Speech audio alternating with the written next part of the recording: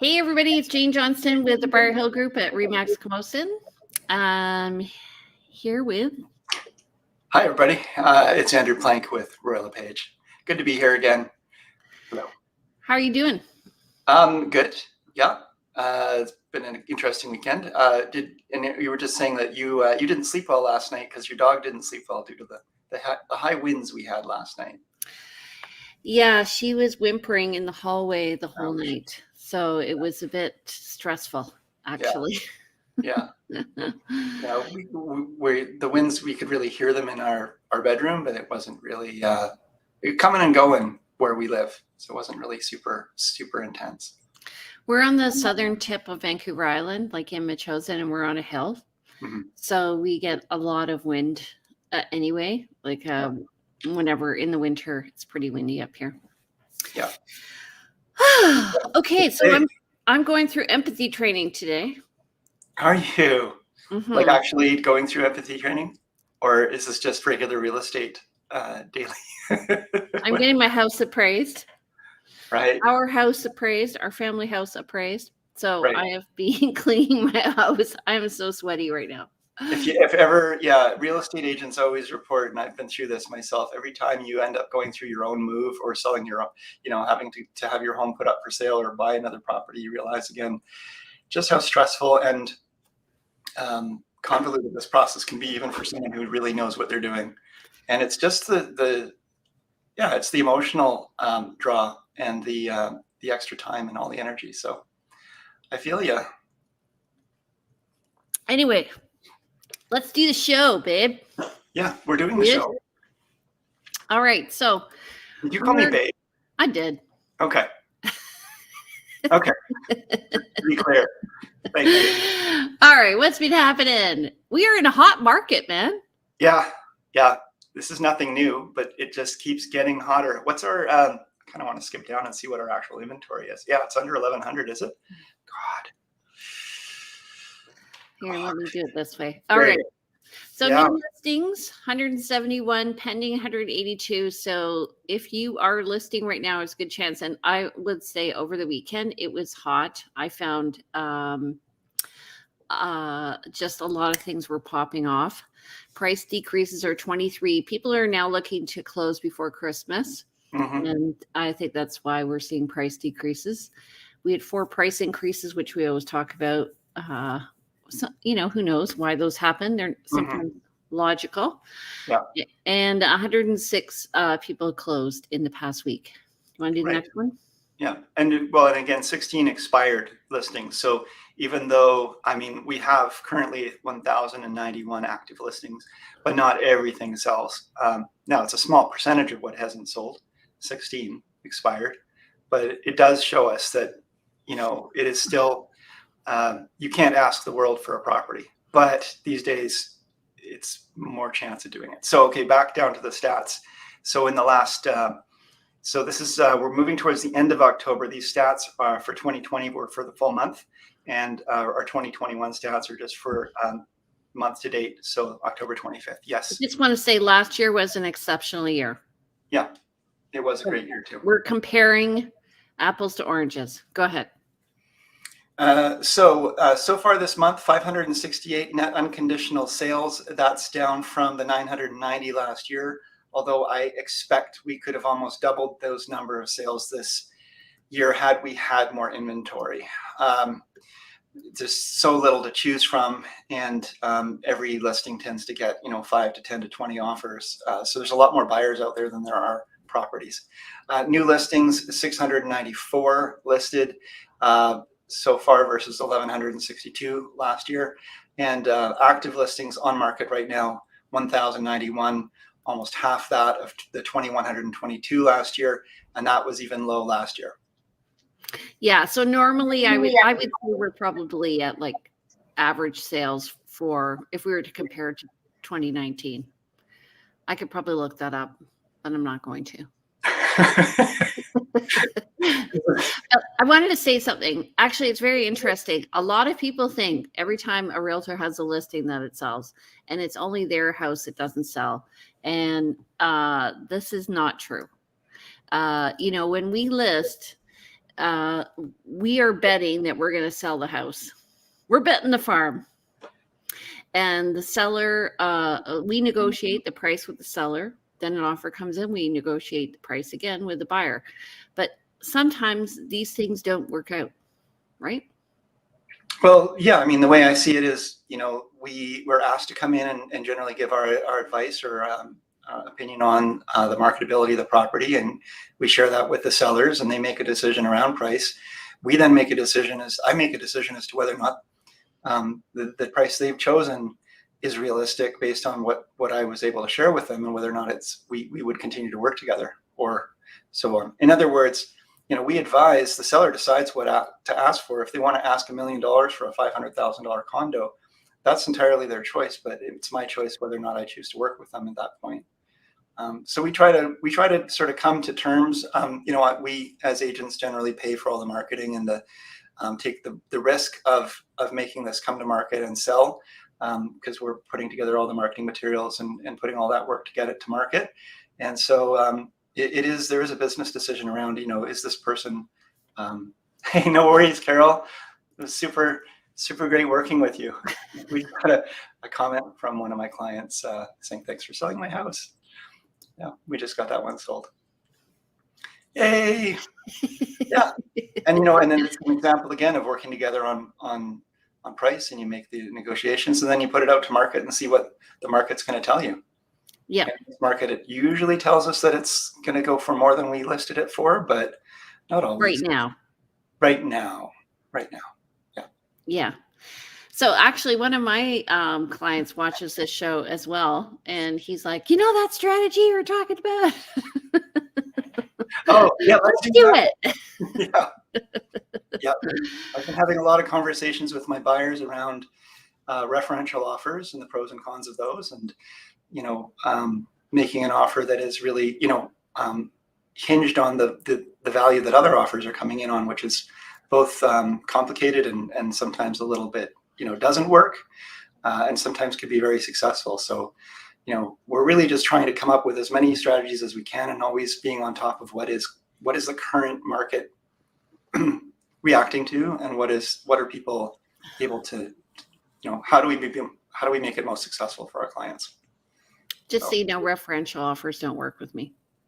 Yeah, well, that's why I would call you and ask before making an offer. Hey, my clients are going to make an offer on your property. What's your thoughts on a referential offer? And there are some agents who are like, yeah, I love it, bring it on. And my clients are sophisticated and they would totally understand that, and others who not. So are you intimating something about me? That I'm not sophisticated? Is that what I'm hearing? You said it. Anyway. No, you're so sophisticated that you understand that referential offers may not be in your client's best interest. Yes. And anyway, okay, so let's talk about the top five mistakes buyers make. And I came up with a list last night. Andrew doesn't necessarily agree with it, but we can just negotiate. Today we're going to discuss different things that we find buyers sort of think about. Number one, mm-hmm. Buyers should not go to developer without a realtor. Right. So I've had that happen a number of times for my clients, and it's something that I'm now weaving into the early communications with clients to say, by the way, just because it's not on MLS doesn't mean that we can't help you and represent you. And right. New construction, if the buyer registers with the developer and sort of circumvents us, we may not have the ability or we may not be able to help. We might be cut out of the process, but it's really important to have a set of eyes that is your representation.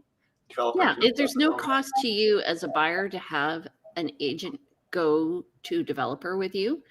And plus, remember that the person who is working for the developer is working for the developer. And so they are going to write the contract. I've had people who've gone directly to the developer and paid GST when nobody else on the street paid GST. Right.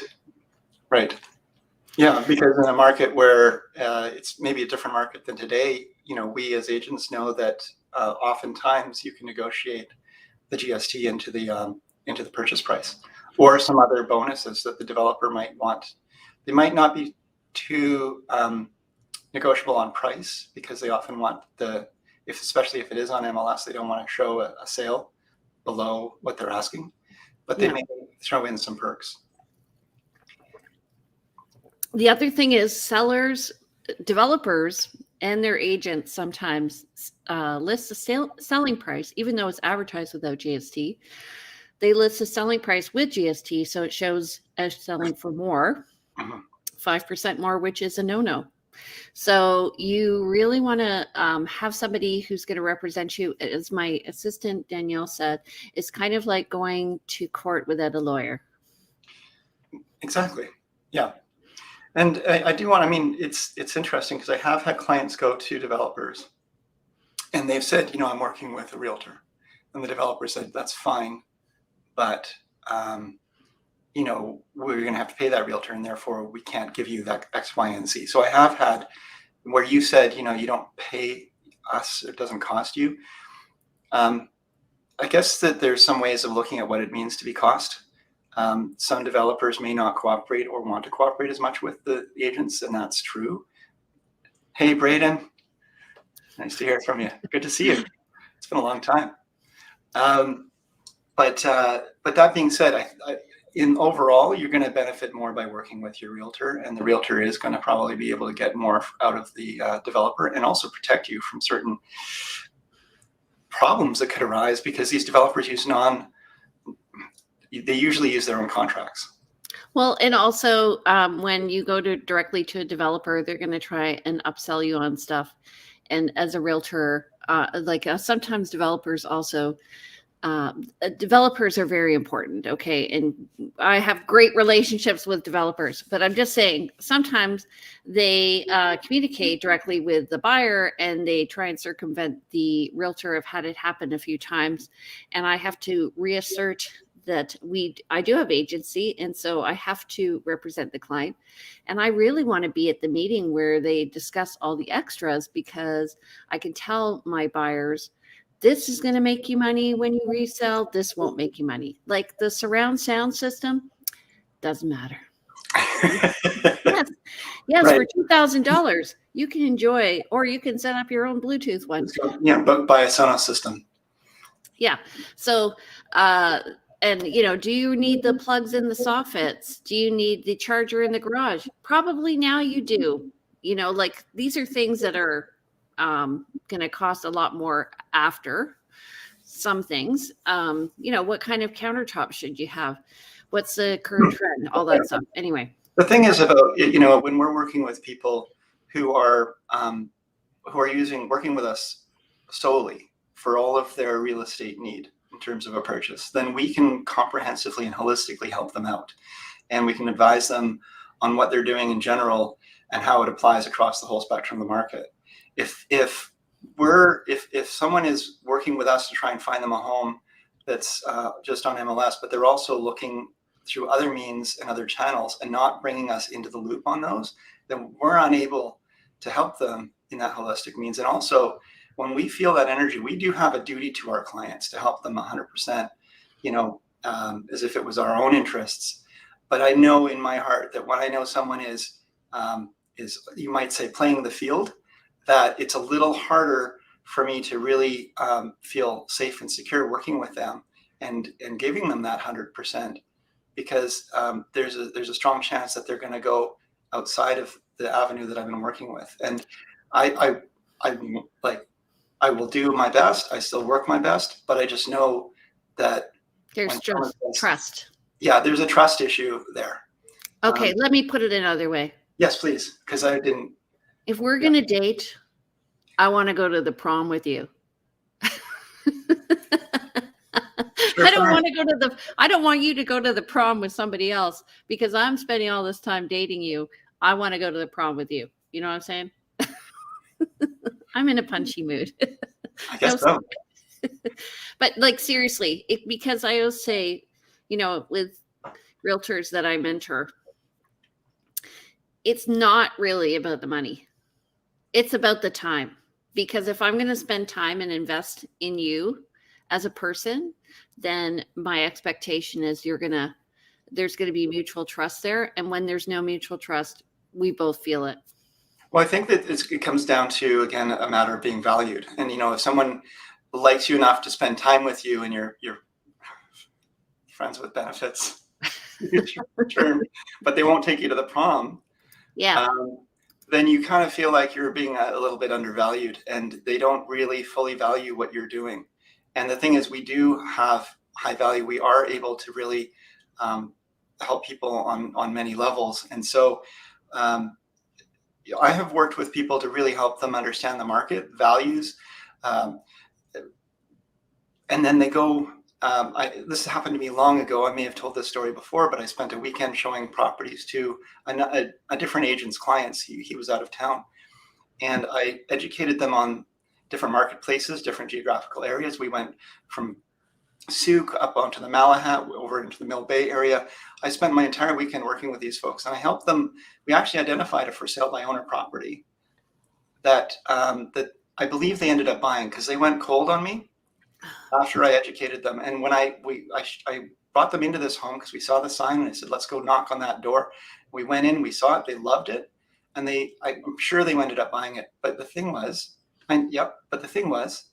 that the only reason they knew that it was a good deal and good value was because I had taken the time and energy to educate them on the market and educate them on what value is. And so they saved a lot of money by working with me, and they didn't value that by be willing to pay me or help them to buy that home itself. They weren't negotiating themselves. The same goes for the new construction, right? We're going to help people understand the marketplace, help them understand the holistic value of what they're doing, the location, and give them advice on this. Are you sure you want to buy in this complex? Because it doesn't match X, Y, and Z that you told me. It's not in the area your kids are going to school. Don't get distracted by the shiny objects. And that's the point. Okay, moving on. Number 2, what's your top mistake buyers make? Oh, you're going to ask me. I was just going off your list, but I call it panic management, where tail wagging the dog, where people begin to distrust themselves almost, and they are making sort of from the hip decisions under duress, and they're not trusting the process, and they're not trusting that another property will come down the line. They're not necessarily trusting their realtor, but overall, they're really not trusting themselves. And so it's around really coaching people to relax, to educate themselves, and not to go into things too quickly, not to wait too long. There's paralysis by analysis is a real thing, but not to shoot from the hip. And so I find probably the biggest challenge I find the mistake that buyers make is this panic management, panic buying, panic decision making. Not necessarily quickly, but sometimes, yeah. Do you have anything to comment on that? Would you say that's an observation you've made? Yes, and actually, I don't have this on the list, but you brought up number 3 for me, which is coming to Victoria and feeling they can buy a house in a weekend. Right. Yeah. And we're not just selling you a home; we're not selling you a building. And you put a lot of pressure on yourself when you go to make a quick decision. And the podcast I do, Vancouver Island Time, is all about the neighborhoods, because we're selling you lifestyle, really. And so you can buy a nice house, but it could be in the wrong area. Like, if you want to buy a Cape Cod style in East Souk versus Gordon Head, you're going to have very different life. Same house, different life. Or different house. Right. Yeah. So, yeah, no, that's a big one. Absolutely. Yeah. So I agree. And also, I would say number 4 is talk to your realtor. Many people, I work with buyers who then go away and they have the discussion between themselves, which is good. And I encourage people to do that. But then I'm kind of like, I don't know what's going on. Right. Well, we're not always privy, and it's often the case people have their own private, personal reasons for buying or selling that they do keep from us. Some of them are truly, not something that they would want to share with us. But there are other elements that are really helpful for us to be included in. And when we have that trust relationship with people, with our clients who, they share with us what's going on for them, then we can help to guide them. Maybe it's time to wait. Maybe you do want to buy a house this weekend. Knowing what's going on. Hey, we've been given notice by our tenants and we have to be out by, October 31st. Well, sometimes they say stuff like, I'm trying to think. Like, oh, well, we didn't offer on that house because it had septic. Right. And we don't like septic. And I'm Right. like, well, what don't you like about septic? And I can help you with that. Or, it's ecologically sustainable. It's going to maintain itself very well and just pump it out every 5 years. And here's, don't put bleach down the drain. Right. Like sometimes people, what I'm saying is they analyze, and I think they're analyzing without all the information. And so if you have a concern, to talk to your agent, because sometimes it's not that we're trying to convince you. It's just that sometimes what you think is an issue is a non-issue. People don't always know what they don't know. People make a lot of assumptions about properties. And I mean, it's hard for us as agents who see so many properties come and go, and we see the more common problems with a property versus the really high, building inspections. People these days are foregoing a lot of building inspections, and that is going to cause a lot of problems, I think, in the next little while, when people start to find these problems with their homes that they've been not getting inspections for. At the same time, having a buyer say, I won't make an offer with no conditions in this market, talking to them about where that serves them and where that may work against them, and what's the risk of doing these things. It's all important to know, but it comes from being in communication with your agent about your concerns. Okay, so let's talk about. I just want to step back on one thing, because you were talking your number 3 about buying over a weekend and so on. I think a lot of people feel, and I've talked to people I've been working with, they're like, oh, we don't want to take too much of your time, or we feel like we're always calling you, and you must be getting really tired of seeing us because we've been working for a while now. And sure, the intention is to help someone buy a home. But I think, Jane, you and I are similar in the sense that, every once in a while we work with someone who does buy a home over the weekend, and that's the right thing for them. But overall, I would rather work longer with someone to find them the right fit. And I don't regret that time spent with people. And I think people have an idea that realtors are trying to get someone into a home as quick as they can and, move on to the next. And that's not true for many of us. It's really about, forming a relationship with our clients, understanding who they are, what they're trying to do, and then making that connection. That's what gives me the most joy in this business. That's why we're doing this show together. That's why we're doing this show together. Because we have that same value. So, talk to your realtor about their expectations on the timing, and your realtor should talk to you about expectations on timing. How long does this take? And what's reasonable? And, not every realtor is going to be the same. We're going to have different opinions on things. And so there was a buyer who wanted a specific type of property. And I'm like, seriously? That's going to be a pain in the ass. Anyway, they went with a different realtor, and they said, oh, we felt uncomfortable talking to you. And I said, you know what? I totally get it. You want to be with somebody who has the same values as you, who believes in the same thing, because people sell what they like. So I know there was a realtor who worked downtown who never sold on the West Shore, never. And she would never bring anybody out on the West Shore. And she doesn't live in Victoria anymore. But she said to me once, Well, I don't like the West Shore, so I don't sell what I don't like. It's so true. Right. And that's why we have realtor tours to bring realtors through, because we can sell the realtor on the house, and then the realtor can sell their buyer on the house. Right. Yeah.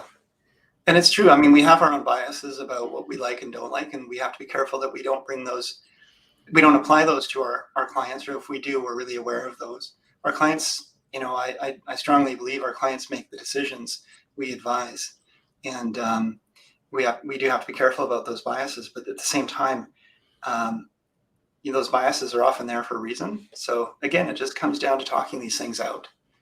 Well, and it's funny, when I work with people, I say I didn't grow up in Victoria, and that's a good thing.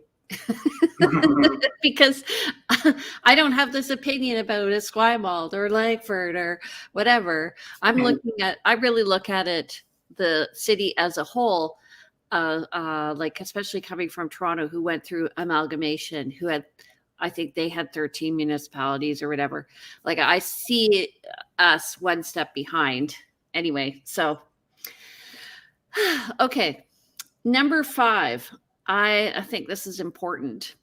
Sometimes realtors say, when somebody writes an offer and the buyer's like, well, I don't know, I think I'm not gonna come in high. This is my first offer. And the person loves the property, and they don't come in hard enough for the first offer, and so they lose out. And the first offers are usually the hardest one for them to get to the point of writing. And they write because, I mean, if they are a first-time buyer, for example, they get to the point of writing because they really, really love that property. And we know, having seen what things are coming and going for, we can kind of start with the end in mind. We know where this is going to end up, and there is a chance that this buyer's offer may go, but the probability is not, if they're going to be a little bit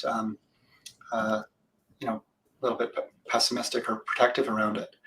And that's fine. Getting the first offer written is important for going through that process. But if they really want that property, they better step up. Yeah, and I find so actually a lot of these things are all coming down to trust with the realtor. Yeah. Because the realtor will have seen the property and know if it's good value. So last night, it was funny. I was talking with a client who bought a house. I think he bought 3 years ago. And we were working with, I was working with another associate, Brock. And so last night he said, the buyer, who's now potentially a seller, goes, yeah, when you said those houses were crap, and I always thought you were dismissive. But now I understand why you said that. Right. But he didn't get the he was like a research oriented person, and I'd be like, you know what, this isn't worth the money, let's move on. Mm-hmm. And he would want to know why, and so I tell him why. But after a while, I'm like, okay, you need to trust me that I'm telling you this because of my experience. And sometimes, like, we just need to move on. Like, this is sometimes we see things that, I mean, we can usually synthesize it down into, this is why it's not a good idea. But to go into the really, the weeds of that could be unproductive in terms of, everyone's time. But going back to, this whole idea about trusting the person that you've hired as your representative, I would say, in general, at any point, it's never too soon. Surround yourself with people who are trusted advisors in all the areas that you're going to be working in. And so, in real estate, you're going to be working with a financial person. Find someone that you know and trust, and who is very competent, and then trust what they're going to tell you if they truly are knowledgeable and competent. Trust your team, build your team, and don't leave it till the last minute to start pulling together people who you don't know and trust to help you through this process. Do it early. I tell many of my folks who think, Jane, you and I both get phone calls from people who say, I need to buy a home in the next month or two, or I need to sell my home within the next couple of weeks. And if they've been talking to us sooner, because they've been thinking about this for much longer than this, and they leave it till the last minute sometimes to call in their expertise, then there would have been more time for us to get them up to speed. So when the time comes, they can make a good decision. Is your laundry done? The laundry is now done or on fire. I can hear my dog barking in the background. I totally agree. And this is why you need to get, actually, probably this is the sixth mistake, which is get your ducks in a row before you go out and write the offer. And a lot of buyers want to get out and look at properties quick because they just feel the urgency, but they don't understand that if they don't have the building blocks in place, they can't write the offer anyway. Right. So like I have people who have, they want to move and they don't have their house listed, but they need their house sold in order to buy. So again, it's about getting your ducks in a row and listening carefully. Yeah. And again, trusting the process. If you are a person who does not inherently trust the process, you're going to have a harder time buying. I have found in this marketplace that it's the people who are trusting the process and are not super cautious are the ones who are successful in winning properties. And that can come down to timing, because in a different marketplace, people who are cautious can do really well for themselves when there's a lot of selection. But knowing yourself and being able to have those conversations with a trusted advisor to know, like, if you're just going to be hitting your head against the wall and working through a lot of frustration by writing 10 or 20 offers that don't get accepted, maybe now's not the time to be buying. Yeah. And what you're speaking of are like in the personality profiling courses that I teach, it's a high knowledge people who want to know for the sake of why, for the sake of why and they're always questioning everything. And so sometimes when I work with those people and we have offers in 5 days, I'm like, okay, let's get in as soon as possible because you will need to think about this for the 5 days, and Right. then get your questions answered before we write the offer, because Right. you're not going to get them answered after. Right. I'd like to add a 7th or 8th or whatever it is in the list. It's probably 8 or 9 in the list. I know we're not that far down yet, but don't be afraid to write an offer. I worked with a lot of people. You mentioned people coming from, I call it overseas, but from the mainland or from the interior provinces or what have you, but people coming from other areas and they don't know our market here. And, or maybe they don't have a lot of money to spend. They're still getting used to our marketplace, but they say, I don't want to compete. I don't want to compete in this marketplace. I don't want to play this game that seems to be being played right now. It's not a game. This is what is being done by sellers. The sellers are currently, they're currently running the market, you might say. But don't be afraid to compete.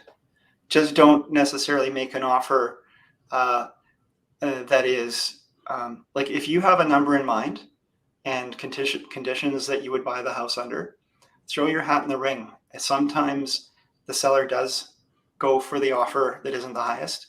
Sometimes the seller, sometimes, Now these are rare, and we don't want to be chasing again, 20, 30 offers that are always substantially under asking, under the market value. But if you're making a good market value offer and a reasonable offer, then over time you have a chance of getting it. So don't be afraid to compete. Yeah, and it sort of goes to the point that there's 5 elements of an offer, right? Price is just one. Yeah.